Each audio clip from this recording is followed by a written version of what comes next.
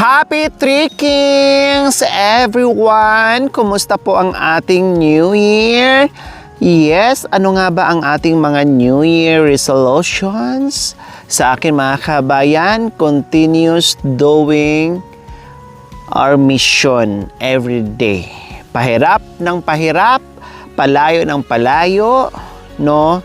At lalo pa natin mahalin at yakapin ang ating munting adhikain dito sa channel ni Lori Aquino Talita. Muli, congratulations! Napasama pa rin po tayo sa top 8. Yes po mga kabayan, dahil sa inyong walang sawang panunod without skipping ads, sa inyong pagsubaybay sa akin araw-araw na talagang nandyan ang inyong all-out support po mga kabayan. Kaya continuous po na napabilang tayo sa top 8 po mga kabayan. Gaya na sinabi ko, mapasama man tayo o hindi, tuloy ang ating misyon. Bonuses na lang po yan sa mga ginagawa natin mga kabayan dahil po sa inyong pagmamahal sa akin. Kaya maraming salamat at congratulations po sa ating lahat mga kabayan. 2026 na! Cheers! 2026 po mga kabayan! Cheers sa ating lahat! Maraming salamat po sa ating mga sponsors, subscribers, followers, YouTube members, viewers, commentators, sa lahat na nagtiwala at nagmahal sa aking munting adhikain. Maraming salamat! We love you all! Okay, so ayan po mga kabayan, kabisado nyo na ang aking tinatahak ngayon kung saan ako, kung kanino ako, kung saan ako pupunta mga kabayan. Okay, sige, tara, while walking po mga kabayan, no, ay magyaw-yaw ako, no, meron tayong i-discuss sa ating pamaskong handog kung bakit wala pa rin tayo until now. Pero ito ang aking paliwanag sa ating lahat. Siyempre, lalong-lalo na doon sa ating mga sponsors po mga kabayan. Pero wag kayong mag-alala, ha? Ay, wag po kayong mag-alala mga kabayan. Is, nandiyan lang naman ang ating mga yaman para sa ating pamaskong handog. Okay, sige mga kabayan. Malamig ang simoy ng hangin ngayon, no? Pagpasok ng January 1st mga kabayan, talagang umulan ng bongga, no? Talagang umulan ng bongga mga kabayan. Tapos lalo siyang kung kailan na January na mga kabayan, sa bagay last year ganun din, ay lalo siyang lumamig, no? Malamig ang simoy ng hangin mga kabayan, para kang tumira, para kang feeling mo na sa Baguio ka mga kabayan, in short. Okay, sige. Yung payong ko mga kabayan, no, ganyan siya, no? 2026 na kasi ngayon mga kabayan, kaya ganyan na ang payo ngayon. Para salo yung tubig, hindi ka mabasa, salo dyan, no? Kasi kung pakanyan mga kabayan, o di ba? Mabasa ka, mas maganda na lang saluin natin yung biyaya, yung blessings, yung ulan. Okay, sige, tara mga kabayan. Sige kami. So, okay po mga kabayan, nabanggit ko po kanina kung bakit wala pa tayong pamaskong handog. Dahil ang dami nating kinontak, no? Yung mga anong tawag dyan? Yung mga mamimili ng mga kalabaw. Kasi nga ang first option natin, which is yung kalabaw po mga kabayan. Yun po talaga ang plano natin. At nabuo din po yung ating pamaskong handog kasi nga po yun po yung plano natin. Hindi ko po akalain po mga kabayan na madili yung ating pagbibigay sa ating pamaskong handog, na kahit papaano yun yung makapagbigay ng malaking tulong, lalo na dito sa kabundukan, yung ating mga katutubong aitas, mga unat or kulot, kung sino man yung mapuntahan natin, no, ay malaking tulong po sa kanilang pang-araw-araw na hanap buhay sa sa kabundukan o sa kanilang pananim, no, paghahakot, pag-aararo and everything. So yun po yung natin target na option number 1 po mga kabayan, na napag-usapan din at laman doon sa aking plano para po sa mga kababayan natin na lubos nangangailangan. Pero ang nangyari po mga kabayan, hanggang ngayon hindi pa rin ako nawawalan ng pag-asa. Naghahanap pa rin kami ng paraan kung paano, kung saan, no? Kasi yung una, medyo tagilid tayo. Pangalawa, ganun din. Yung pangatlo, nakausap natin yung mga buyer talaga ng mga kalabaw, mga kabayan, no, ay sila mismo nagsabi sa akin na, nako, sa ngayon, sa taon na to, ay talagang mahihirapan tayo. Pero kung baka, no problem. Anytime, nandiyan yung baka, mga kabayan, anytime. Kaya lang, sabi ko, ang baka is hindi masyadong magagamit sa bundok. Yes, parang nag-alaga ka lang, nag-savings ka lang, no? Palakihin mo lang, padamihin mo lang. Pero yung target po kasi natin mga kabayan kung bakit pinush po natin yung kalabaw, kasi nga para makatulong sa mga kabayan natin sa pag-aaraw, sa pagbubuhat, sa paghahakot, etc. etc. So, ngayon po mga kabayan ay nabanggit ko nga ang baka, walang problema, anytime pwedeng bilhin.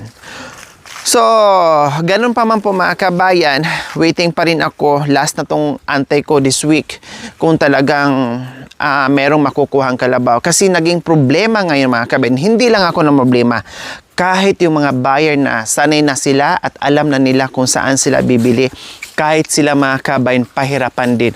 Nahirapan din ang mga sarili nila kahit doon na sila tumanda sa pagbebenta, buy and sale ng kalabaw po mga kabayan. Nahirapan sila kasi ang sabi nila sa akin, kahit sa Batangas daw po mga kabayan, pahirapan kasi ang gobyerno natin ngayon ay bumibili din ng mga kalabaw ng daan-daang piraso para ibigay sa ating mga kababayan din. Totoo.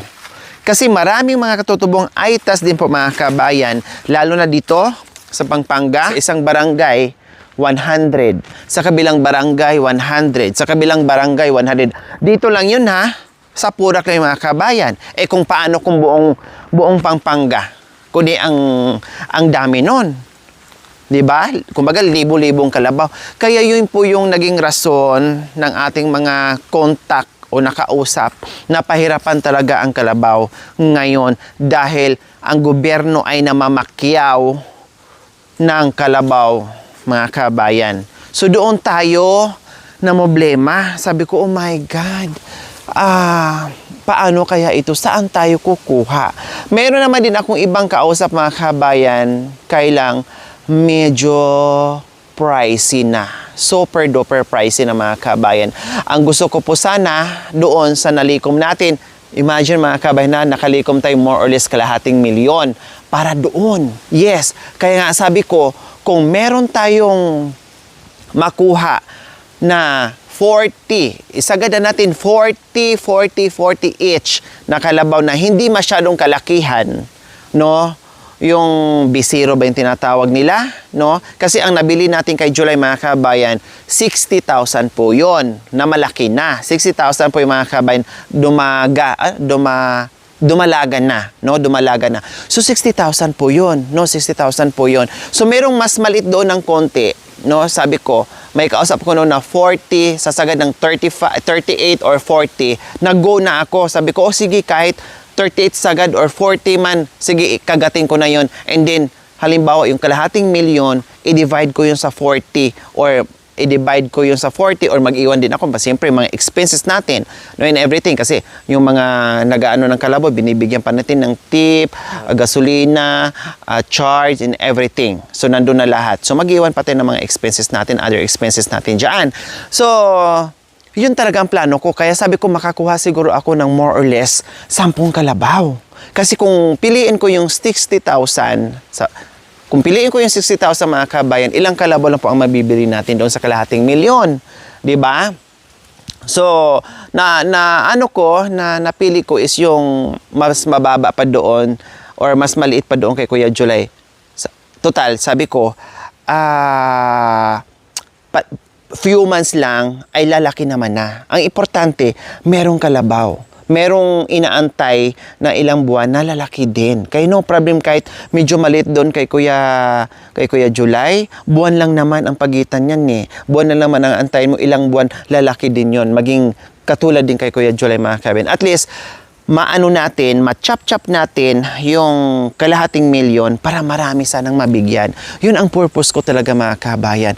Kailang medyo na-stress talaga ako mga kabin. Promise, na-stress ako ng bonggay, no? Dahil sa kahanap ng kalabaw, dahil pati yung mga contact natin, mga kausap natin ay wala ding maibigay sa atin, no? Pinarangka na ako kahit saan ka magpunta, pahirapan talaga ngayon ang mga tulad namin nagbabuy and sell or yung mga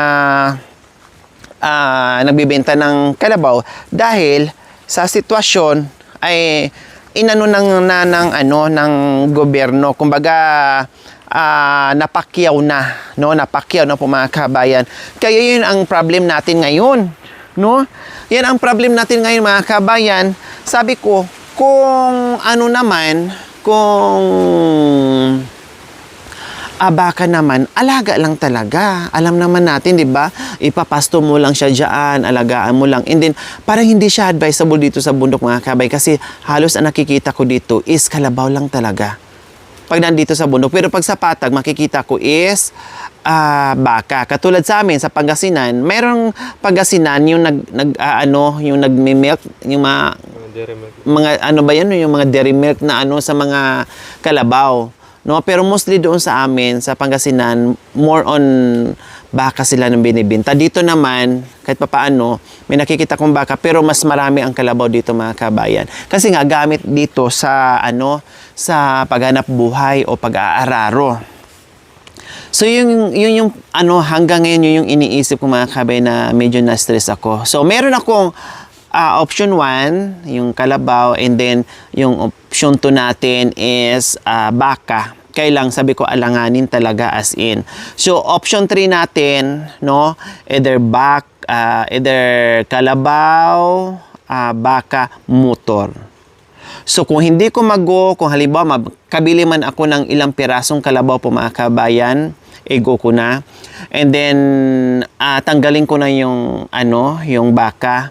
Ang ipalit ko doon sa baka mga kabin is motor. So, ang gagawin natin ngayon, naglalaro sa isipan ko,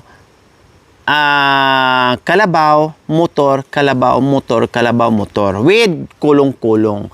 So, yun po yung aking plano ngayon mga kabayan. Kaya, sorry, very, very sorry sa ating mga sponsors kung hindi man lahat maibigay natin yung kalabaw mga kabayan. No, ay makabigay tayo ng kalabaw, makabigay tayo ng motor, no, bahala na at pakiantay-antay nyo po ang ating pamaskong handog kasi alam nyo po mga kabayan talagang namoblema talaga ako bukod doon sa dami nating schedule na fully book tayo sa mga schedule natin para sa siyempre sa ating mga meet-up, sa ating mga sa ating mga sponsors. Priority ko po yan dahil minsan lang sila dito. Yung iba, after 10 years, after 5 years, after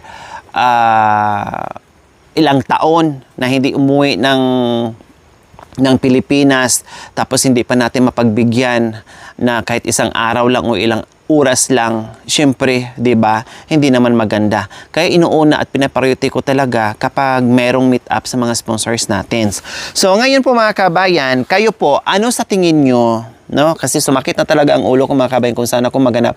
Kahit nga sa Pangasinan, sabi ko nga doon sa isang buyer ko, kuya, kabisado mo pa yung isang buyer, isang nagbabay and sell ng Sabi ko, kahit magbayad ako doon, sabi ko, kabisado mo ba papuntang Batangas kung saan makabili ng kalabaw? Sabi niya, naku, Lori, ganun din baka mamaya, maano lang din tayo, pagdating doon, wala din tayong madatnan kasi lahat ay naubos na rin, nabili na rin kasi kami nga dito sa Pangasinan ay walang deliver. Walang deliver. Ang halos deliver araw-araw ay kambing daw, baka. Kung meron man daw kalabaw, pa isa-isa, pa dalawa at nag-aagawan pa. Oh, 'di ba? At medyo pricey na siya mga kabayan kasi nga medyo naano nga ng gobyerno, no, may namimili na pangmaramihan na binibigay. tulad dito sa amin na halimbawa sa isang barangay, kukuha ng o bibili ng 100 na kalabaw tapos bunutan, no? Pangalan bubunutin. O si Juan de la Cruz, o kalabaw. O si Maria de la Cruz, kalabaw. Si Baltasar, kalabaw. Ganyan. No? Kaya pahirapan tayo ngayon. 'Di ba? Ito ngayon ang iniisip ko. Pero hindi pa rin ako nawalan ng pag-asa, mga kabayan, no? Nandoon pa rin, sabi ko, kahit man lang makatatlo ka ako, no, makatatlo ka ako ay okay na basta makahanap. Kahit medyo pricey, sige, sabi ko, katulad na kay Kuya July na 60,000, kung wala talaga, sige, i-go ko na lang. Basta ganun kalaki ka Kuya July, no problem. I-go ko na lang. Kasi kung hindi man ako makabili ng maliliit pa doon kay Kuya July na tig 38,000 na 40,000, ay okay na. May kausap din kasi ako, mga kabayan, na ang usapan namin ay 35. Meron daw makuha na 35 po, mga kabayan. Kaya malakas ang loob ko noon na yan ang tinarget ko at pinorso ko, mga kabayan, na kalabaw. Kasi may kausap na ako noon bago buwan pa yun ng Oktobre, mga ganyan, kasi maaga ako nagplano, mga kabayan, kung paano yung pamaskong handog. Kasi nga yung iba, malayo pa lang, nagbigay na sa akin na para sa pamaskong handog, mga kabayan. No, yung iba ay last year pa nagbigay na ng pamaskong handog para sa 2025. So masyadong advance. So in advance ko rin yung plano ko, mga kabayan.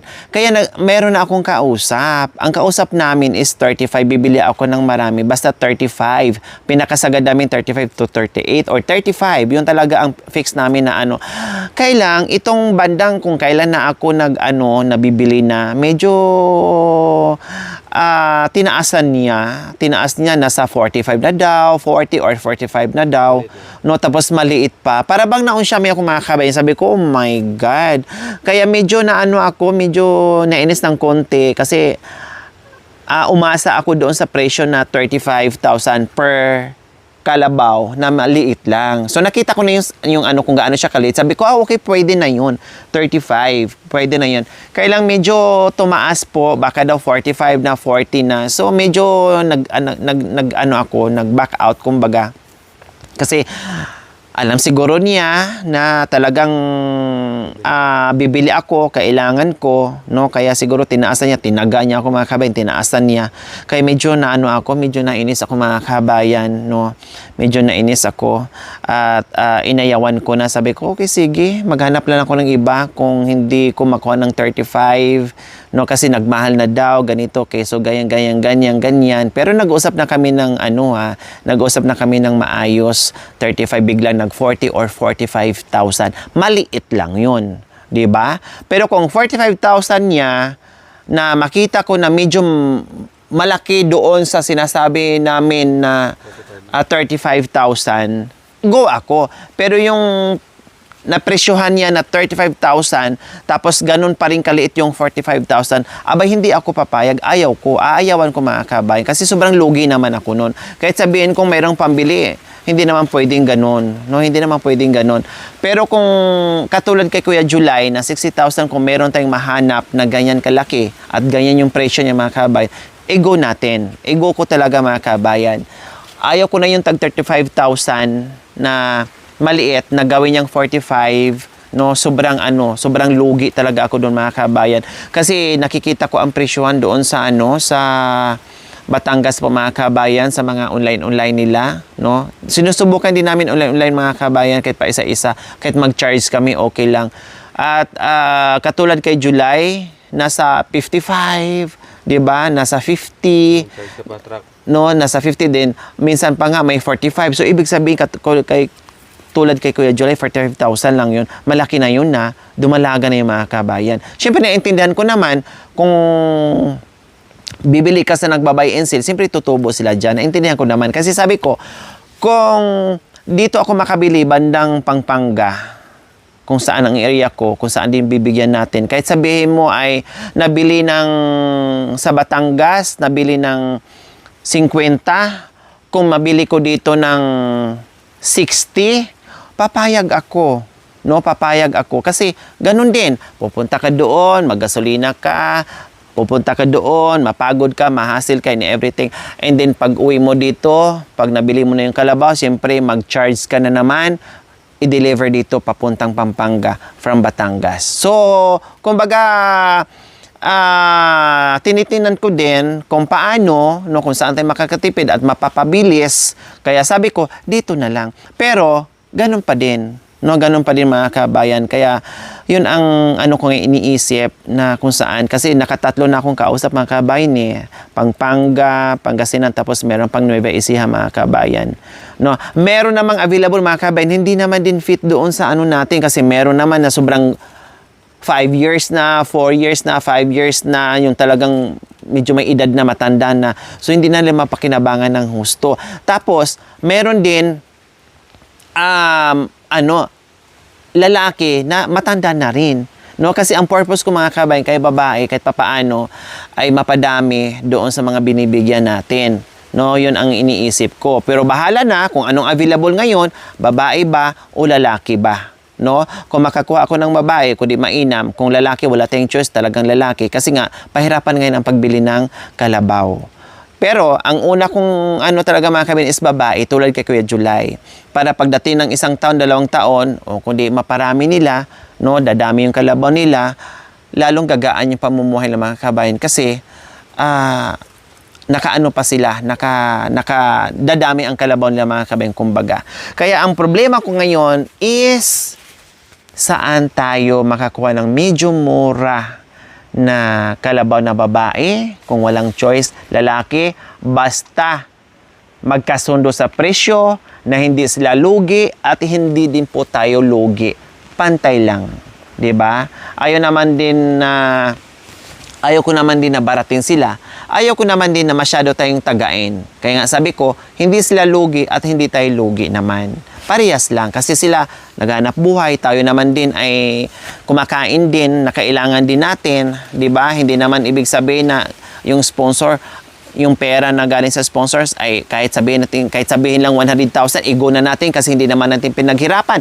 Hindi naman din ganyan ang mindset ko mga kabayan. Siyempre tinitipid ko rin 'yon kung paano ko pagka-shine sa maraming bibigyan. No, hindi ibig sabihin na hindi mo pinaghirapan, binigay lang ng sponsor, galing lang ng sponsor na magpresyo lang ng kung ano-ano dyan ay agad-agad bibilihin natin. Hindi pwedeng ganun. 'Di ba? Ang gusto natin, marami ang mapasaya sa mga nalikom natin galing sa ating mapagmahal na mga sponsors. Okay? So, hindi ko pa